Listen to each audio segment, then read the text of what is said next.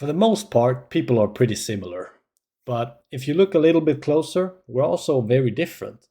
And we're all a unique blend of a great many psychological attributes, risk taking being one of them. Some people find it too risky to ride a bike on a calm road without wearing a helmet, and others do this for a living.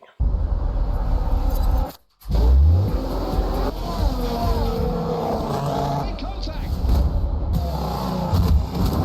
We have got an incident at the back there. Our unique psychological blends make us enjoy and be good at certain things more than others. And to be a Formula One driver, you need to be a very particular psychological type. First of all, you have to be brave, almost to the point of stupidity to even drive. For some people, it's about what risks they're willing to take in their everyday life, and for others, it's more about what risks they need to take just to feel alive. And as a Formula One driver, it's not enough to just be brave. You probably actually have to like the risk taking, like living on the edge. We want the drivers to be heroes. If he crashes a car, trying, if he's going for it, I don't care. What we don't want to be doing is finishing sixth or seventh or eighth or ninth.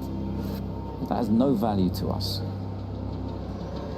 Formula One drivers have to crave winning enough to disregard any fear of crashing, getting hurt, or even dying, and just push speed, brake timing, and proximity to walls and other cars to the absolute limit. They have to be risk taking to the max, but still just without becoming reckless.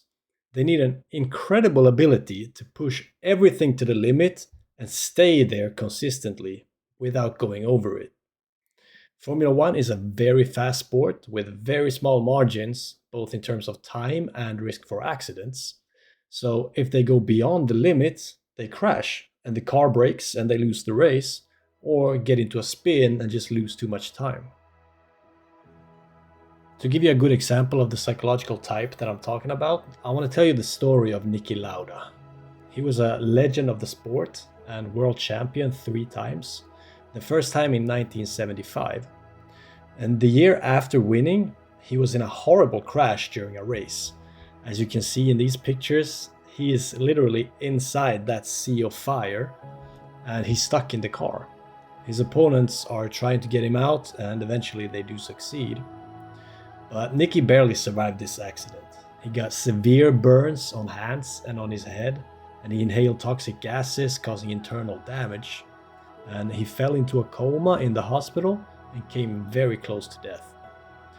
Despite all this, he was back to racing only 6 weeks later, and he had to use modified gear because his burnt skin hadn't even healed yet. And then, on top of all that, the next season, in 1977, he reclaimed the world champion title.